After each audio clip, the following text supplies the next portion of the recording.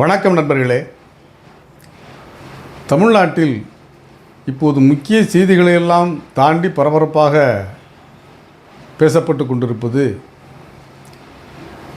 இந்த இந்து மக்கள் கட்சி அதனுடைய தலைவர் அர்ஜுன் சம்பத் அவர்கள் பொது மேடையில் பொதுவெளியில்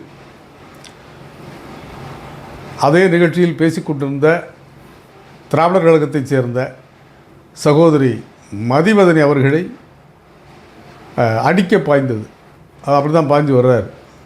அந்த நிகழ்ச்சி தொடர்பான சர்ச்சைகள், அதற்கு எழுகின்ற கண்டனங்கள், இதுதான் இப்போ பொதுவெளியில் ரொம்ப பரபரப்பாக பேசப்பட்டு கொண்டிருக்கிறது. இதுக்கு முன்னாடி இதை ஒட்டி இன்னொரு நிகழ்ச்சியை நம்ம பார்ப்போம். ஏன்னா இதுக்கு முன்னாடியே இதில் பார்த்திங்கன்னா ஒரு பொதுவெளியில் என்ன நடந்திருக்கு, பார்ப்பனியத்தை தாங்கி பிடிக்கக்கூடிய சக்திகள் அப்படின்னு திராவிட இயக்க தோழர் மதிவதனி அவர்கள் சொல்லுகிற போது தான் அது தாங்காமல் தான் அவர் அர்ஜுன் சம்பத் வெடித்திருக்கிறார். அந்த பிரச்சனை முடிஞ்சு மதிவதனி அவர்கள் பேச தொடங்கிய பிறகும் கூட பார்வையாளர்கள் தரப்பில் இருக்கக்கூடிய இந்துத்துவ ஆதரவாளர்கள், அர்ஜுன் சம்பத் திரட்டிக்கிட்டு வந்த ஆட்கள், அவங்க தங்களுடைய காலணிகளை எடுத்து காட்டியிருக்காங்க. அப்போ இந்த அளவிற்கு தீவிரமாக இருக்கிறார்கள். ஒரு தங்களுக்கு எதிரான, அதாவது ஒரு உண்மையான கருத்தை, இதெல்லாம் சாவர்கர் புல்புல் பறவையில் பறந்து வந்தது மாதிரியான பொய்யான கற்பனையான கதை அல்ல. ஆயிரம் ஆண்டுகளாக இருக்கின்ற அந்த பார்ப்பனிய சூழ்ச்சி இன்றும் அதிகார வர்க்கத்திற்குள் ஊடுருவி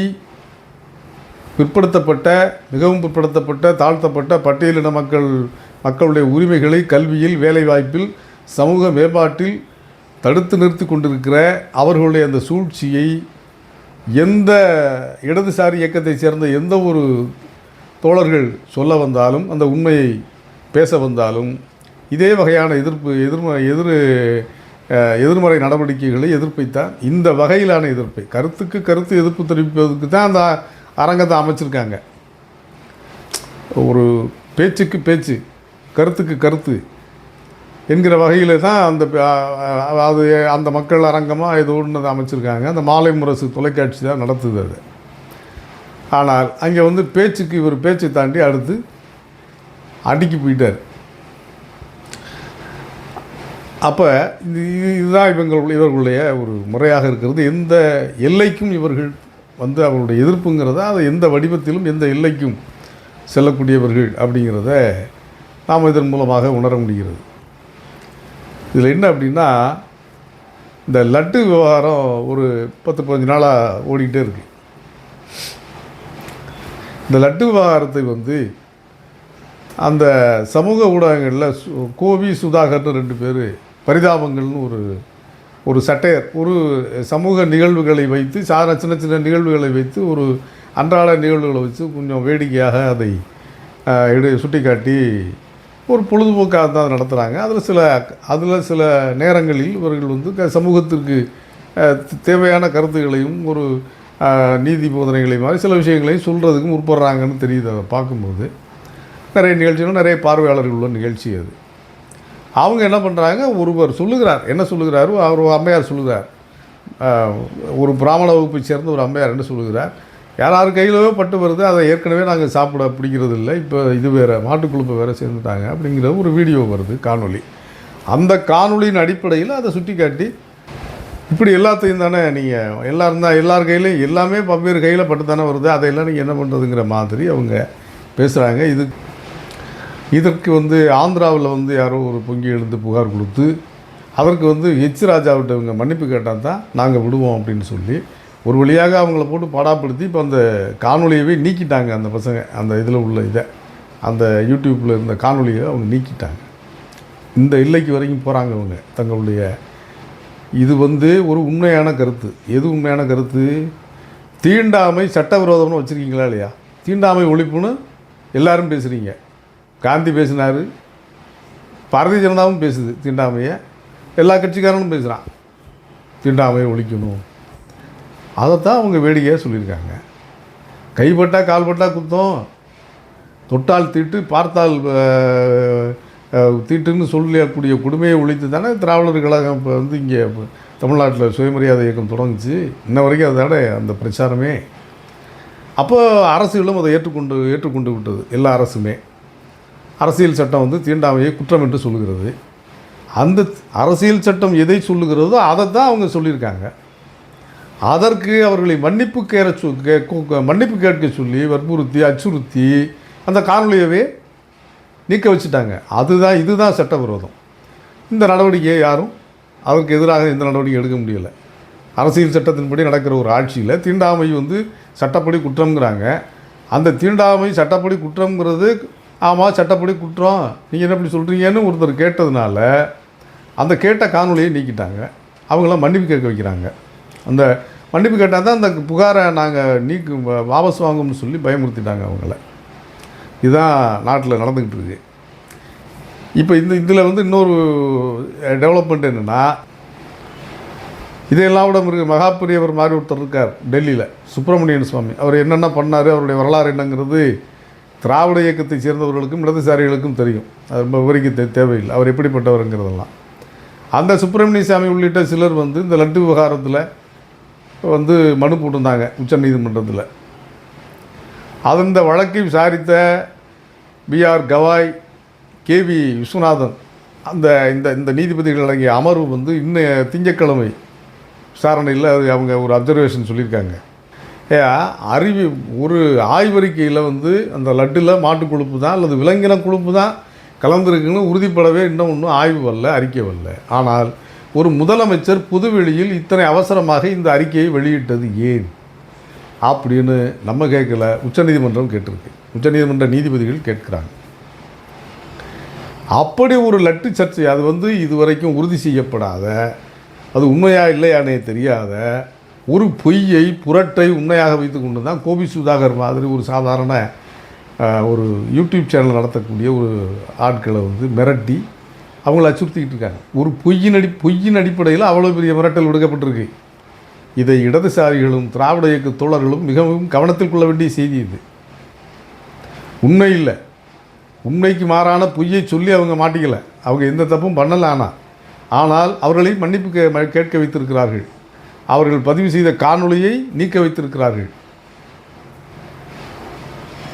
ஏன்னா அவங்க தீண்டாமை சட்டப்படி குற்றம். ஆனால் அதை வந்து அவங்க அதற்கு எதிரான நடவடிக்கைகள், சட்டத்துக்கு எதிரான நடவடிக்கைகள் தான் இப்போ அவங்க தொடர்பாக நடந்திருக்கு. இதை வச்சுக்கோங்க. அப்படியே இப்போ இங்கே வாங்க, இந்த மக்கள் அரங்கமாக மாலை முரசு தொலைக்காட்சி நடத்தின அந்த நிகழ்ச்சியில் நடந்த நிகழ்ச்சி இந்த வாதம் ரொம்ப நாளாக நடக்குதுங்க.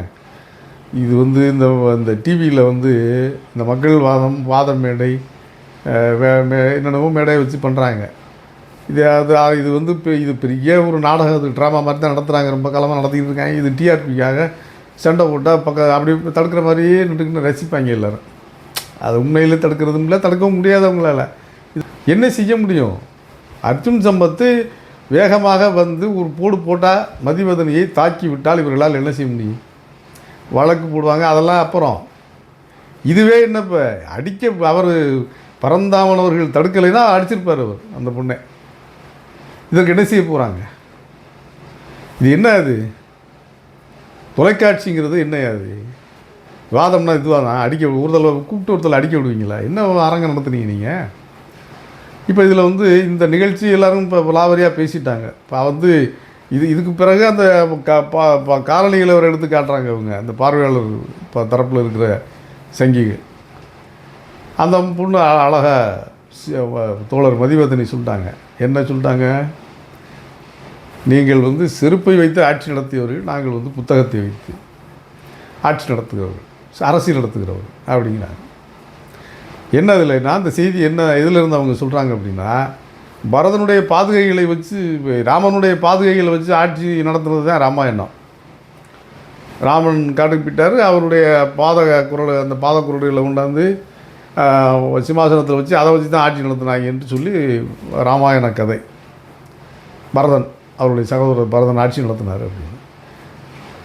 அது மாதிரி அது அறிவியலுக்கு பொருத்தமாக? ஒருத்தருடைய செருப்பு வந்து மன்னராக வச்சு யாராவது ஆட்சி நடத்த முடியுமா இந்த காலத்தில்? புராணத்தில் சொல்லியிருக்காங்க. பாதுகைகளை வைத்து அரசாட்சி நடந்த ராமாயண கதை. அதை பலரும் வழிபடுகிறார்கள். ராமன் வந்து தெய்வ அவதாரம், அவர் என்ன சொன்னாலும் அதை நம்ம மறுக்க முடியாது. சரி, ஆனால் இது மக்களாட்சி காலம், ஜனநாயகம் மலர்ந்து விட்ட காலம், மக்கள் சமூகத்தின் அறிவு, மனித இனத்தின் அறிவு, மக்கள் சமூகத்தின் இல்லை, மனித இனத்தின் அறிவு பரிணமித்து விட்ட காலம், பல்வேறு பரிணாமங்களை அடைந்திருக்கிற காலம், அறிவியலின் வீச்சு சமூகத்தின் மனித இனத்தின் எல்லா பகுதிகளிலும் வியாபித்திருக்கிற இந்த காலகட்டத்தில் எதற்கெடுத்தாலும் இதை எடுத்து காட்டுறதுங்கிறது எவ்வளவு ஒரு அநாகரிகமான செயல்.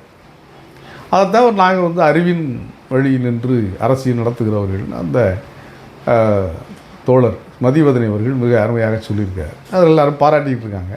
நல்லது, மதிவதனியை எல்லோரும் பாராட்டுகிறார்கள். ரொம்ப பேர் பாராட்டுறாங்க, பெரிய பெரிய ஆட்கள்லாம் பாராட்டுறாங்க. பதவியில் இருக்கிறவங்க, அதிகாரத்தில் இருக்கிறவர்கள், இயக்கத்தில் இருக்கிறவர்கள், கருத்தாளர்கள் ரொம்ப பேர் பாராட்டுறாங்க. ரொம்ப மகிழ்ச்சி, பாராட்டுகள் குவிக்கின்றன அவர்கள். ரொம்ப நல்லது. நம்ம அந்த தமிழ் கேள்வின்னு ஒரு இதே யூடியூப் சேனல் நடத்துகிறவர் நம்ம நண்பர், நல்ல நண்பர் செந்தில்வேல், அவர் ஒரு கேள்வி எழுப்பியிருக்கார். அவர் ஒரு கேள்வி மட்டுமில்லை, வேண்டுகோளும் எடுத்திருக்கிறார். கோபி சுதாகரை மன்னிப்பு கேட்க வைக்கிறாங்க. மதிவதனியை அவங்க பொதுவெளியில் ஒரு மக்கள் அரங்கம்னே பேர் அதுக்கு வச்சு ஒரு அரங்கம் கூட்டி அடிக்க வர்றாரு அர்ஜுன் சம்பத். திராவிட முன்னேற்ற கழகத்தை சேர்ந்த பரந்தாமன் அவர்கள் எந்திரிச்சு அவர் தான் தடுக்க போகிறாரு. இம்மிடியட்டாக உடனடியாக தடுக்க சென்றவர் அவர் தான் தடுக்க போகிறாரு. இது வந்து இப்போ இந்த சம்பவத்தில் வந்து நம்ம வந்து இப்போ என்ன நம்முடைய இது என்னென்னா, இப்போ இவர் செந்தில்வேல் என்ன கோரிக்கை வைக்கிறார் அப்படின்னா, இந்த அர்ஜுன் சம்பத்தை மன்னிப்பு கேட்க வைங்க, இல்லைன்னா ஊடகங்கள் புறக்கணிக்க முடியாது. ஏன்னா ஊடகத்தை நடத்துகிறவங்க பூரா முதலாளிகள், ஊடகத்தில் வேலை செய்கிறவங்க பேர் தம்பி தமிழரசனுடைய அவர் முதலாளி இல்லை, அதில் பணியாற்றுகிறவர் அந்த பையன். அது மாதிரி ஒவ்வொரு ஊடகத்திலையும் எல்லாருமே பணியாற்றுகிறவர்கள் தான், யாரும் முதலாளி கிடையாது. எந்த ஒரு நெறியாளரே அந்த காலத்தில், அதாவது எப்போது இந்த பத்திரிகா தர்மம் அப்படிம்பாங்க, இதெல்லாம் எப்போ பிறள ஆரம்பிச்சிச்சின்னு நினைக்கிறீங்க? ரொம்ப காலம் ஆச்சு. ஏன் பிறண்டுச்சுன்னா, அந்த காலங்களில் என்ன ஒரு மரபு இருந்துச்சு, ஒரு வழிமுறை இருந்துச்சு. என்ன வழிமுறைன்னா, வாய்ப்பு இருந்துச்சு. என்ன வாய்ப்புனா, ஒரு பத்திரிகையாளர் ஒரு பத்திரிகையில் வேலை செய்வார். வாரப்பத்திரிகையோ இந்த அன்றாட தினசரி தினஏட்டிலையோ நாளேட்டிலையோ பணிபுரிந்தால் அவர் ரொம்ப கடுமையாக முயற்சி பண்ணி ஒரு கட்டத்தில் அவரே ஒரு நாளேட்டை தொடங்குவார், அவரே ஒரு வார ஏட்டை தொடங்குவார். அந்த வார ஏட்டை அவரே தயாரித்து அச்சுக்கு அனுப்பி, அச்சு தயாரித்து விநியோகம் பண்ணி சர்க்குலேஷனுக்கு அனுப்பி, இதை நடத்தக்கூடிய பணி பொறுப்பு அவருக்கு வாய்க்கும், அல்லது பொறுப்பு அவர் ஏற்றுக்குவார். அவருக்கு ஒரு முதலீடை திரட்டுவார், ஏதோ ஒரு கஷ்டப்பட்டு பண்ணுவாங்க. அப்படிங்கிற போது அவருடைய கருத்தை அவர் எழுத முடியும். அந்த ஏட்டில் வரக்கூடிய தலையங்கமோ அந்த ஏட்டில் வரக்கூடிய செய்தியோ அப்படித்தான் வரும். அப்படி உருவானது தான் குடியரசு, விடுதலை, தந்தை பெரியாரின் குடியரசு, தந்தை பெரியாரின் விடுதலை, முத்தமிழறிஞர் கலைஞரின் முரசொலி, அண்ணாவின் ஏடு, இப்படி பல்வேறு அது மாதிரி திராவிட இயக்கத்தில் கலைஞர் தான் சொல்வார். கோடம்பாக்கத்தில் மட்டும் கிட்டத்தட்ட 30க்கும் மேற்பட்ட இதழ்கள் ஒரு காலகட்டத்தில் வெளிவந்துச்சு, திராவிட இயக்க இதழ்கள் அப்படிம்பார். அப்படிப்பட்ட இதழ்கள் வெளிவந்த காலம் அப்படி இருந்துச்சு. அது ஒரு பொற்காலம், அறிவு பூங்காக்கள் பூத்து குலுங்கிய காலம்னு சொல்லலாம். அது அவ்வளோ பத்திரிகைகள் வந்திருக்கு. அப்போ அப்படி ஒரு காலம் இருந்தது. அவங்கள வந்து எப்படின்னா, அந்த பத்திரிகை ஆசிரியரே அதனுடைய அதிபராக இருக்கிற போது அவர் நினைத்ததை எழுத முடியும். ஆனால் இப்போது பத்திரிகையாளர்கள் யாரும் பத்திரிகை அதிபராக வர முடியாது. ஏன்னா இப்போ இருக்கிற காலகட்டத்தில் அவங்கள்ட்ட அந்த அளவுக்கு முதலீடு செய்வதற்கான நிதி அவ்வளவு இருக்கிற ஒரு பத்திரிகையாளர் வாய்ப்பு இல்லை, அவங்களுக்கு அந்த வசதி இருக்காது. இப்போ அப்படி மாறிப்போச்சு காலம். யாரோ பத்திரிகை ஊடகத்தை வந்து இப்போ விலைக்கு வாங்கிட்டாங்க. ஊடக உலகம் யாருடைய ஆளுகையில் இருக்கிறது, யாருடைய கையில் இருக்கிறதுங்கிறதெல்லாம் நம்ம விலாவாரியாக சொல்ல வேண்டிய அவசியம் இல்லை. ஓரளவு விவரம் அறிந்தவர்கள் அனைவரும் இந்த விவரம் தெரிஞ்சிருக்கும், அவங்களுக்கு அனைவருக்கும் இந்த விவரம் தெரிஞ்சிருக்கும். அப்போ இதில் வந்து அவர்களால் இப்போ இருக்கிற ஊடகர்களாலேயோ பத்திரிகையாளர்களாலேயோ வந்து அந்த நிகழ்ச்சியை தீர்மானிக்க முடியலை. அதனால் இந்த மாதிரி சம்பவங்களையும் அவர்களால் முன்னின்று வேகமாக தடுக்க முடியலை. ஏன்னா அவர் இட்டப்பணியை அவர் செய்ய வந்திருக்காரு. அந்த இடத்துல அவருக்கே தாக்குதல் நடந்தாலும் அவருக்கே பாதுகாப்பு இருக்கிற மாதிரி இங்கே தெரியல. இப்போ அந்த மேடையில் நின்றபடி தம்பி தமிழரசன் தடுக்க முற்படுறாரு. அவரே 4 சாத்தினாலும் சாத்திடுவார் அர்ஜுன் சம்பத். சொல்ல முடியாது. அதெல்லாம் ஆச்சரியமே இல்லை. இந்த நேரமும் நடக்கலாம். மதிவதனைக்கு தான் இது நடக்கும்னு இல்லை, அவருக்கும் இது நடக்கலாம். அப்போ அந்த நிலையில் என்ன செய்யணும் அப்படிங்கிறாங்க. அப்படி இவருடைய இந்த செந்தில்வேல் அவர்கள் சொல்லக்கூடிய மாதிரி இந்த வலதுசாரிகள் இவ்வளவு தீவிரமாக இருக்காங்க. தங்களுக்கு எதிரான கருத்து ஒரு துளி, ஒரு இலை, ஒரு சின்ன துளிர் வந்தாலும் அங்கே நெருப்பாக போய் நின்று அதை புசிக்கிறாங்க. ஆனால் இடதுசாரிகளும் திராவிட இயக்க தரப்பிலும் இந்த இடதுசாரிகள் தரப்பில் ஏன் அத்தனை தீவிரம் காட்டுவதில்லை அப்படிங்கிறது உண்மையிலேயே ஒரு கேள்வி, நல்ல கேள்வி தான் அவர் வைக்கிறது. அதனால் காங்கிரஸ் ஆகட்டும், இடதுசாரி கம்யூனிஸ்டுகளாகட்டும், திராவிட முன்னேற்ற கழகமாகட்டும், திராவிடர் கழகமாகட்டும், எல்லா கட்சிகளும் ஒன்றிணைந்து இதற்கு எதிர்ப்பு குரல் தெரிவிக்கணும். அர்ஜுன் சம்பத் ஒரு வாதத்துக்கு இனி வந்தால் அந்த வாதத்தில் நாங்கள் பங்கேற்க மாட்டோம், வேறு யாராவது வச்சுக்கிட்டோம். அது நிறைய பேர் இருக்காங்க அந்த மாதிரி ஆட்கள். அதனால் அதில் ஒரு உறுதியை காண்பித்து இதை எதிர்ப்பை பதிவு செய்யணும், தெரிவிக்கணும் அப்படிங்கிறது உண்மையிலே நல்ல கோரிக்கை. அது ஒரு நியாயமான கோரிக்கை.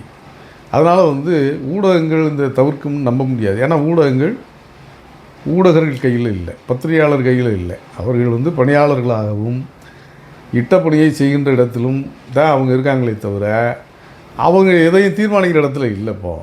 அதனால் அவர்கள் மீது நாம் வருந்துவதற்கு வேலை இல்லை. இதில் செய்ய வேண்டியது அரசியல் இயக்கங்கள், இடதுசாரி இயக்கங்கள். இது இப்போ அவங்க எவ்வளோ தீவிரமாக போயிருக்காங்க பாருங்கள். கோபி சுதாகரை மன்னிப்பு கேட்க வச்சு அவங்களுடைய வீடியோவுக்கு அந்த காணொலியை அதிலிருந்து பதிவை நீக்கிற வரைக்கும் போயிட்டாங்க. ஆனால் இடதுசாரிகள் இது மாதிரியான தாக்குதல்களை, இந்த தாக்குதலுக்கு உள்ளானவர்களை பாராட்டுவது, துணிந்து நிற்கிறார், அப்படி நிற்கிறார், இப்படி நிற்கிறாரு. எப்படி எவ்வளவு நாள் நிற்பார்?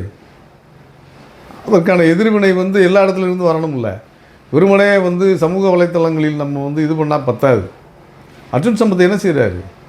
ஃபிசிக்கலாக நேராக போகிறாரு, மேடையில் அடிக்க ஓடுறாரு. நம்ம அடிக்க பாய வேண்டாம், இதை செய்யலாம். எதை செய்யலாம்? இவர் மாதிரி ஆட்கள் வாதங்களுக்கு வந்தால் நாங்கள் அதில் கலந்துக்கலைங்கிற ஒரு குறைந்தபட்ச நிபந்தனையை இடதுசாரி கட்சிகள், இடதுசாரியினர் மொத்தத்தில், இப்போ காங்கிரஸுமே இடதுசாரித்தன்மை வாய்ந்த கட்சியாக மாறிக்கொண்டு இருக்கிறது. அது வரவேற்கத்தக்கது.